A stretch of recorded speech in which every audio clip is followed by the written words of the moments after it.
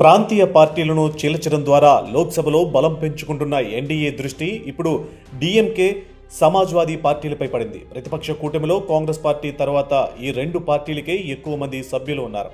ఈ పార్టీలను రెండు ముక్కలు చేస్తే లోక్సభలో ఏకంగా 370 మంది సభ్యుల బలం సంపాదించవచ్చని ఎన్డీఏ నేతలు ఆరాటపడుతున్నారు. తమిళనాడులో అసెంబ్లీ ఎన్నికల తర్వాత రాజకీయ ముఖచిత్రం పూర్తిగా మారింది. విజయ్ పార్టీతో కాంగ్రెస్ జతకట్టడంలో డీఎంకే ఇండియా కూటమికి కాస్త దూరమైంది. ఈ పరిస్థితిని తనకు అనుకూలంగా మార్చుకోవడం కోసం బీజేపీ గట్టిగానే ప్రయత్నించింది. అయితే తమిళనాడులోని ప్రత్యేక పరిస్థితుల దృష్ట్యా స్టాలిన్ తన పార్టీని ఎన్డీఏలో చేర్చడానికి సుముఖంగా లేరు. దీంతో అప్, తృణమూల్ కాంగ్రెస్, ఎన్సీపీ మాదిరిగానే డీఎంకేను కూడా చేల్చాలని ఎన్డీఏ నేతలు ప్రయత్నాలు ప్రారంభించినట్లు తెలుస్తుంది.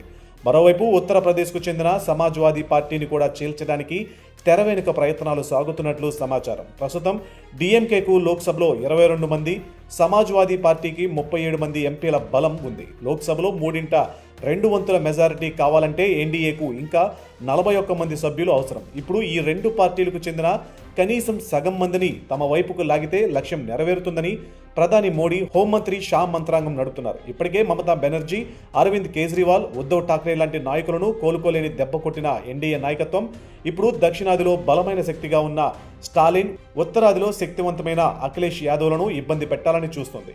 పార్లమెంట్ వర్షాకాల సమావేశాల నాటికి మిషన్ 370ని పూర్తి చేయడమే లక్ష్యంగా బీజేపీ అగ్ర వ్యూహకర్తలు రంగంలోకి దిగారు.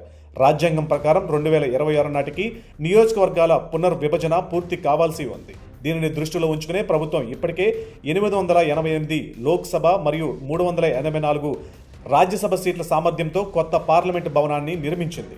ఒకవేళ ప్రతిపక్షాల నుంచి 41 మంది ఎంపీలు నేరుగా మద్దతు ఇవ్వకపోతే కనీసం 61 మంది ఎంపీలను ఓటింగుకు దూరంగా ఉంచేలా వ్యూహం రచిస్తున్నారు.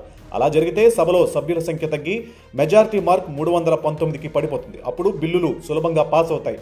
ఇదే సమయంలో మహారాష్ట్రలో ఎన్సీపీ శరద్ వర్గం భవిష్యత్తుపై భిన్నాభిప్రాయాలు వ్యక్తమవుతున్నాయి. కొందరు ఎంపీలు కాంగ్రెస్లో విలీనాన్ని కోరుకుంటుంటే మరికొందరు ఎన్డీఏ వైపు మొగ్గు చూపుతున్నట్లు టాక్.